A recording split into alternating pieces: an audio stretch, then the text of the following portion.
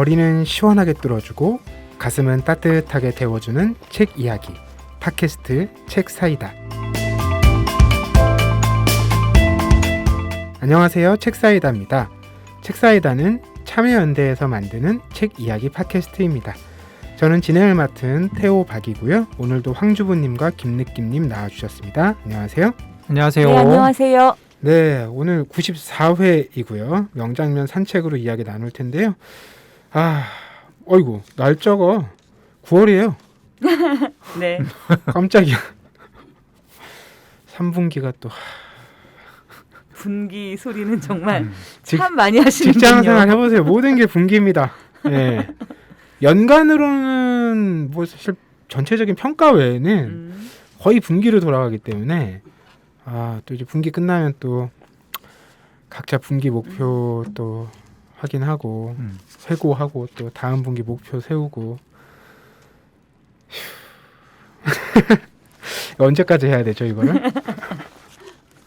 새로운 타령을 듣고 싶습니다.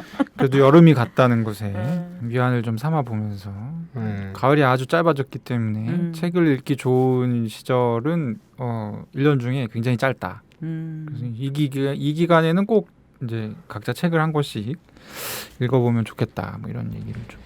그래도 9월에는 추석 명절이. 근데 올해도 뭐 특별히 못하겠죠, 다들? 그렇죠. 올해 9월의 목표는 백신 접종 이게 목표가 아닐까요? 그러게요. 9월까지가 이제 대체로 네. 맞으니까 1차는 10월 되면 조금 안정화가 되려나 모르겠어요. 백신 접종과 상관없이 이 사람들이 모이는 친척들이 모이는 건 없어졌을 거다. 제가 작년에 예언하지 않았습니까? 그건 또 좋은 어떤 변화의 지점이라는 생각도 들긴 하는데 네. 추석 그럼 연휴 때 뭐 계획은 없으세요? 제가 보니까 네. 해외 여행들을 슬슬 다 나가는 분들이 계시더라고요. 진짜요? 여행 상품을 실제로 판매하고 로망으로 샀다가 저는 취소했어요. 그런 게 아니고 최근에 이렇게 광고 메일들이 오는 걸 보면 제가 이제 트레킹을 좋아하잖아요. 네. 뭐 키르기스스탄 트레킹 이런 거 실제로 모집을 하는데 완판이 되더라고요. 그럼 저는 1년짜리 해가지고 1년 안에 무조건 환불해준다 이런 거 아니에요? 아니요. 올해 그거는 다 날짜를 왜냐하면 시즌이 있기 때문에 네. 올해 9월에 가는 거예요. 진짜? 그리고 이제 신청 인원도 옆에 적혀 있는데 꽉 차 있길래 이거는 백신을 맞아도 갔다 오면은 자가격리를 해야 되는 거 아닌가라는 생각이 들었는데 백신을 맞으면 자가격리 안 해도 됩니다. 그러면 갔다 올 수 있는 거구나. 갈 때 올 때. 어쩐지 막 10몇 명인데 이미 차 있더라고요. 그래서 다들 보고 난 뭐지? 이런 생각이. 놀라운 세상일세. 어머. 갈 때 올 때 다 안 해도 되는 거군요. 그러면 뭐 다녀오시는 분들은 또 다녀오시겠네요. 그게 저도 몰랐는데 네. 그 해외 다녀오신 분들이 제 주변에도 많이 있고 최근에 네, 정리를 해두셨더라고요. 그래서 봤더니 뭐 근데 조건이 좀 있긴 했어요. 그러니까 뭐 백신을 2차례 다 접종한 경우에는 왔다 갔다 자가격리를 안 했다라는 체험담 뭐 이런 게 좀 있긴 하더라고요.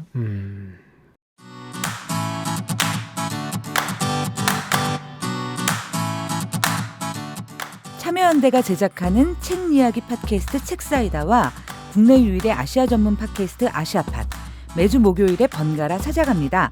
정부 지원금 없이 회원의 회비로 운영되는 참여연대입니다.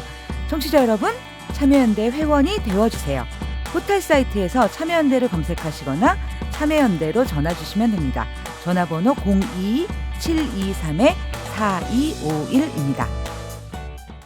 황주부님 목소리로 참여연대 회원가입 광고 들으셨습니다. 포털 사이트에서 참여연대 검색하시거나 지금 듣고 계신 어플 PC 에피소드 소개 부분에 참여연대 회원가입 링크를 클릭하시면 회원가입하실 수 있습니다. 참여연대 뉴스레터 구독, 카카오톡 친구 맺기도 부탁드릴게요.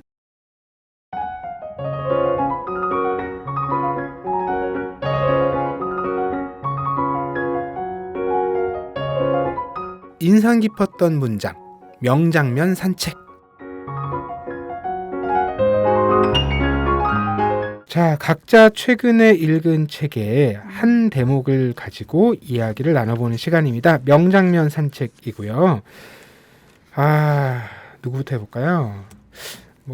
저부터 해볼까요? 네. 제가 가져온 책의 한 대목을 읽어보겠습니다. 동물당은 여러 동물당들의 연합 정당으로 사실상 유일한 원내 정당으로 등극했다. 이로써 인간 동물에게 국한되었던 정치는 동물 전반으로 확대되는 혁명적 전환이 이루어졌었으나 일각에서는 정치 행위의 주체가 여전히 동물에 국한되었다는 비판도 제기되었다. 너무 많은 것을 바라는 사람들은 어딜 가나 있다. 동물당은 곤충당, 조류당, 어류당, 파충류당, 양서류당, 각각류당, 거미당, 포유류당, 절지동물당, 환영동물당, 자포동물당, 연체동물당 등의 하위 정당으로 구성된다. 가축당의 경우 유례가 없는 핍박의 역사라는 특수성 때문에 상징적인 기억의 차원에서, 즉 잊지 않기 위해 당분간 그 당명을 유지한 채 의정 활동을 하기로 했다. 무슨 얘기인지 엄청 궁금해지지 않습니까? 제가 읽은 대목이 네.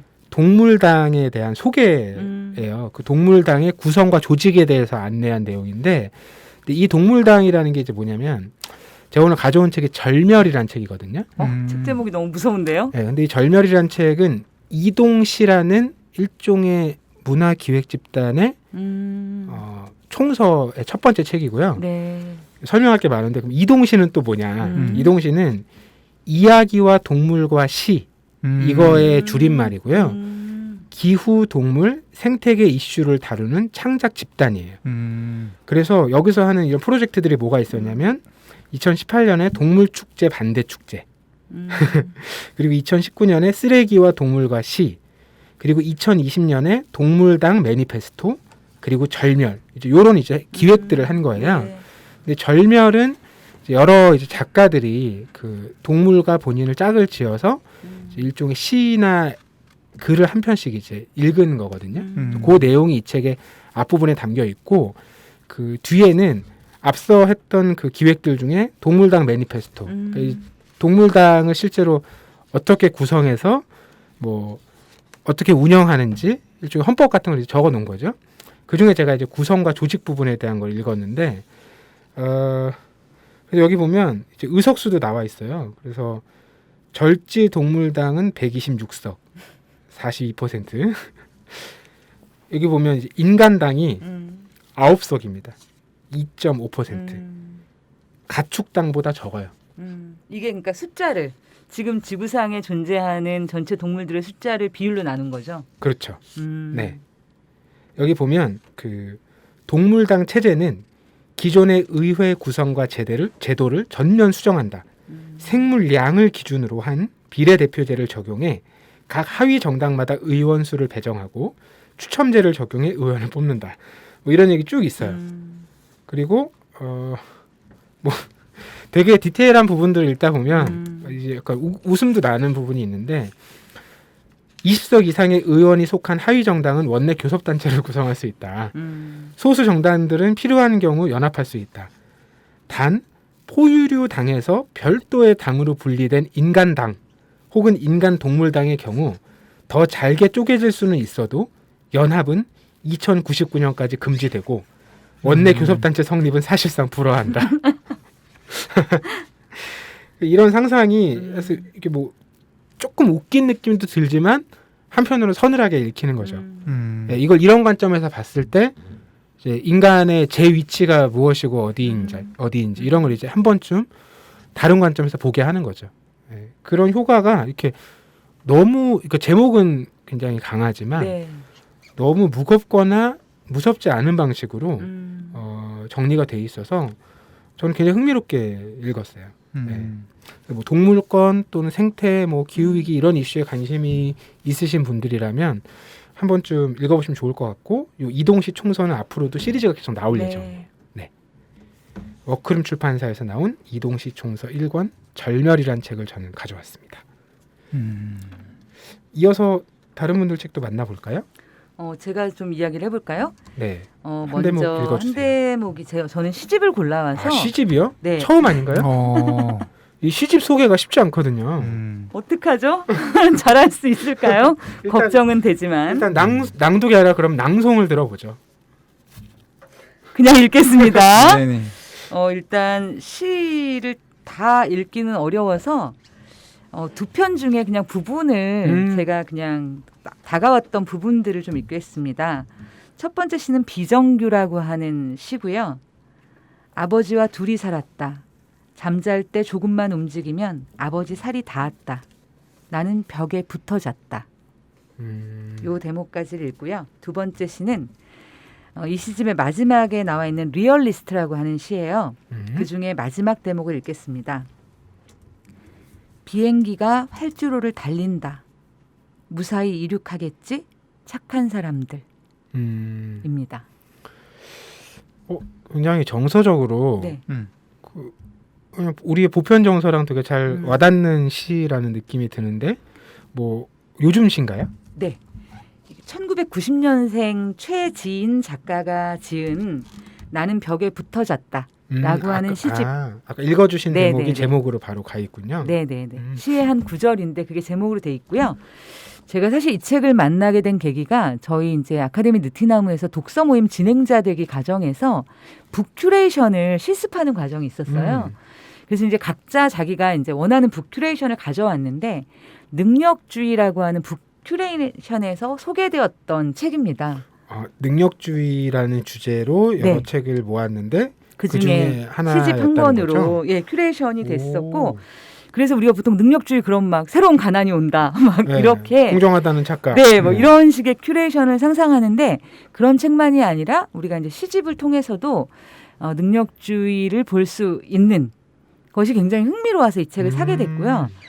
그리고 사실은 제가 이제 요즘 시집을 잘 못 읽어요. 왜냐하면 읽으면 정서적으로 왜냐하면 시라는 게 정말 정서에 이렇게 하는 건데 젊은 친구들과 제가 너무 사이가 멀어서인지 일단은 그 시를 읽었을 때 잘 읽히지가 않고 그리고 이제 그 형식들이 되게 많이 파괴돼 있잖아요. 그래서 이제 그 자체를 받아들이기도 굉장히 어렵고 그래서 이제 그 낯선 것이 나의 마음에 와닿기까지의 거리가 굉장히 좀 사실은 떨어져 있어서 시집을 선뜻 선택하게 되지 않는데 이 시집은 굉장히 정서적으로 약간의 낯섦과 익숙하면서 되게 뭐라 그럴까요? 정말 울컥하는 거 이런 부분들이 저한테 굉장히 많이 다가와서 제가 오늘 들고 오게 됐습니다. 읽어주신 두 편의 얘기는 정말 제목부터가 네. 예전에 그런 사회적인 메시지를 네. 담고 있는 근데 이런 시라는 느낌이 어. 이렇게 확 드는데 전체적인 분위기도 전체적인 분위기도 비슷한데 저는 그런 것 같아요. 우리가 사회 문제 그러면 예전에는 흔히 정치라든가 굉장히 거대 담론을 떠올리는 거예요. 그런데 이 젊은 작가에게 방금 말씀하신 사회 문제는 사회 문제라고 읽힌다기보다는 존재론으로 읽혔어요. 저는. 그러니까 지금 내가 처한 현실, 그러니까 현실이라는 게 그냥 막 이렇게 외부에서 나를 억압하는 존재만이 아니라 내가 그냥 예를 들어서 이 시에서 보면 아빠가 그 한마 그 해머겠죠, 그게.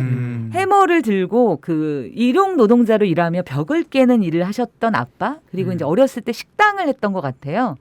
그러니까 어렸을 때부터 그렇게 조금은 가난한 환경에서 자라나서 지금 이제 회사를 다니지만 이 회사라는 게 비정규직이고 언제 잘릴지도 모르고 굉장히 일상에서 되게 뭐랄까 공공함과 그다음에 벽에 부딪히는 그 경험이 굉장히 반복되는 그런 지금의 현실이 그냥 존재로 다가와요. 저 바깥에 있는 사회 문제고 내가 막 이렇게 투쟁해야 될 어떤 대상이라기보다 나에게 세팅되어 있는 현실.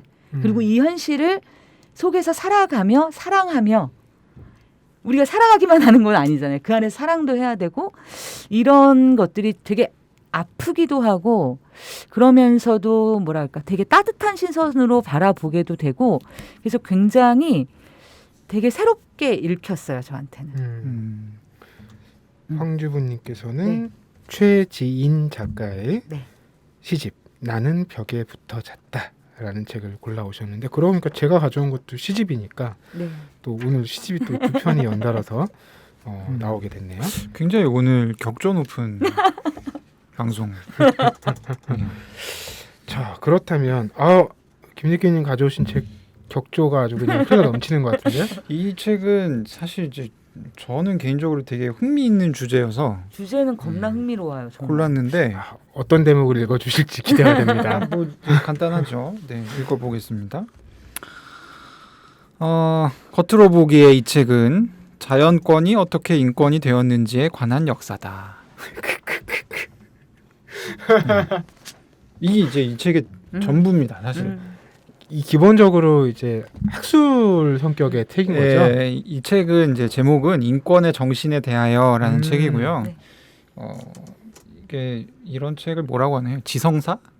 네, 지성사 저한테도 좀 생소한 분야이긴 한데, 그러니까 이 인간이 뭔가 이 지성을 발전시키게 됐던 이 과정과 역사와 이런 것들이 이제 어떤 흐름으로 진행되었는가를 연구하는 이제 분야가 지성사입니다.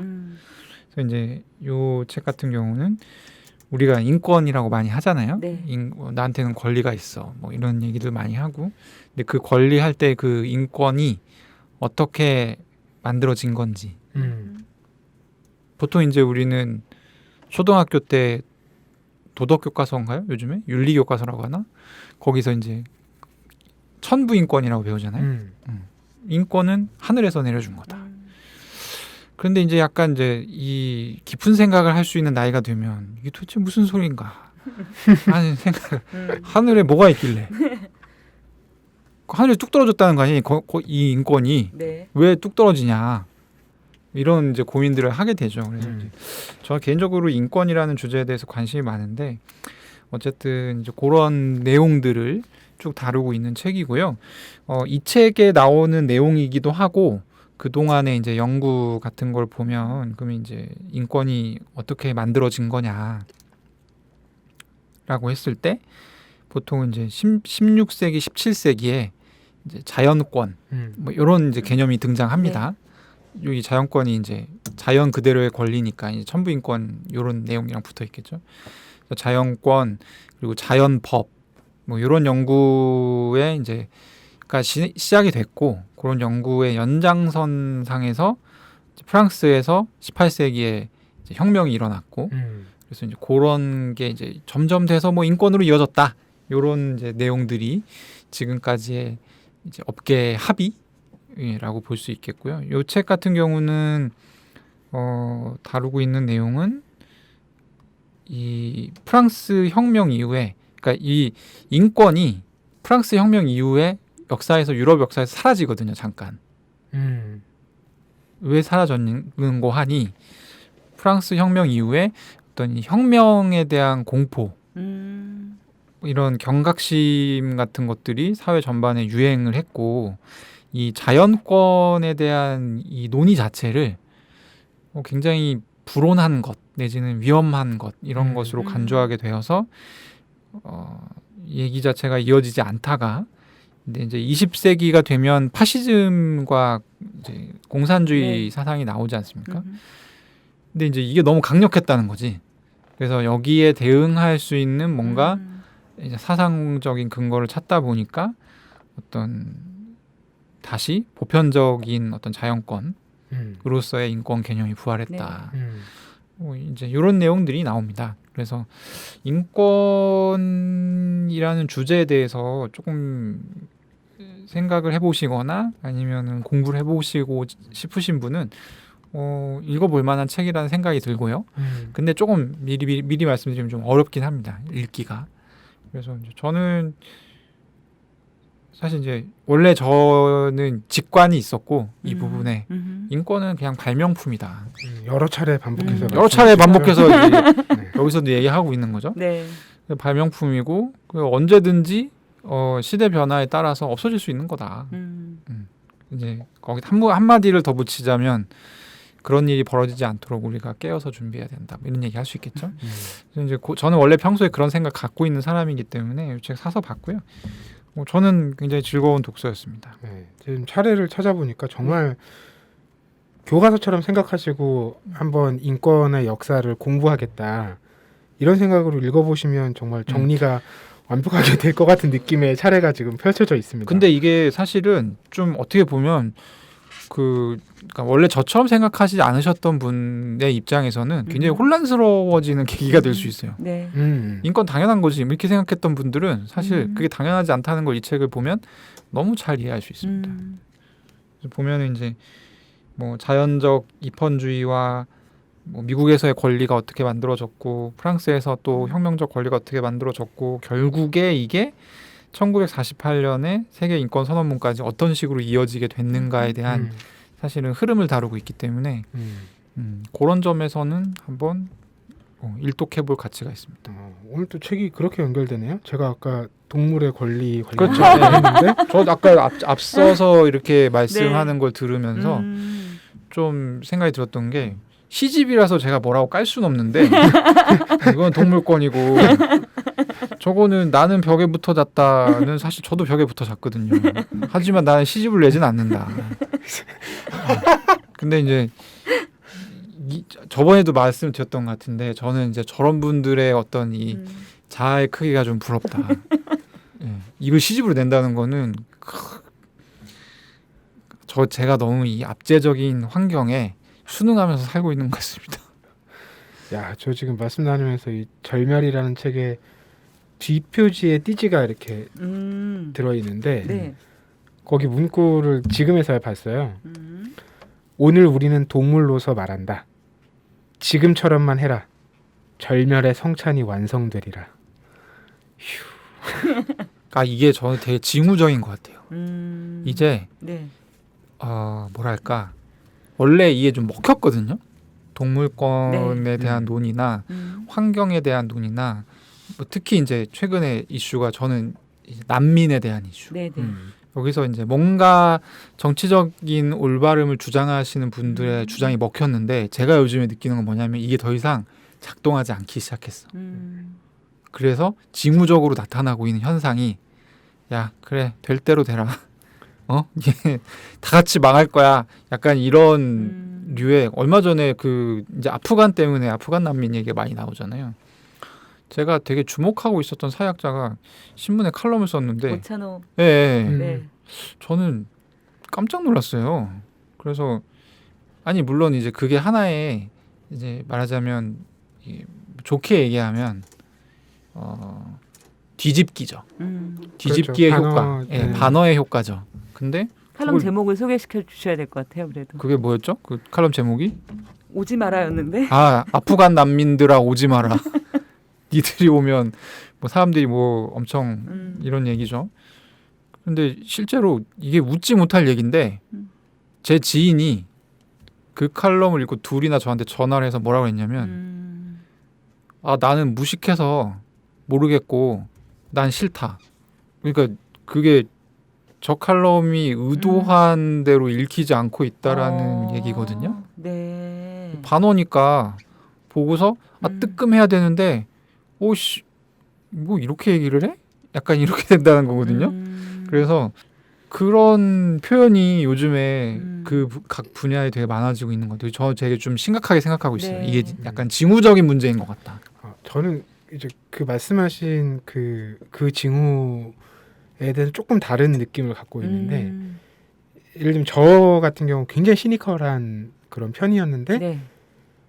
오히려 요즘엔 안 그렇거든요. 그럼에도 뭐라도 그럼에도 한 걸음 그럼에도 나라도 근데 또 제 주변에 그런 사람들이 많아요. 그러니까 오히려 막 그래 뭐 인간 끝장이지 이 얘기를 많이 했던 거는 2, 3년 전. 근데 그 최근에는 아예 그런 얘기를 하는 것은 너무나 무책임한 맞아요. 일. 또 이런 변화들도 있는 것 같더라고요. 정확하게 제가 그 칼럼을 읽고 굉장히 무책임하다고 느꼈습니다.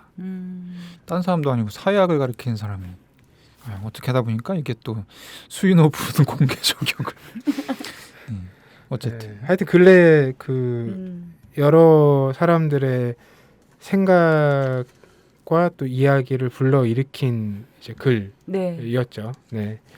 그리고 그 관련된 반응들에 대해서 이제 필자도 본인의 SNS를 통해서 추가적인 생각들을 또 이어가고 있으니까 뭐 어쨌든 그게 단초가 돼서 여러 다양한 이야기들이 또 불려 나올 수 있는 계기가 되고 있는 것 같습니다.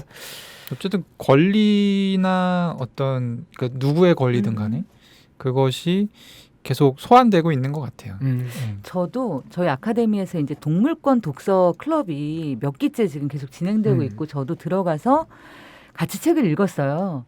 그런데 처음에 제 상상에서는 뭐냐면 다 비건만 오실 것 같았어요.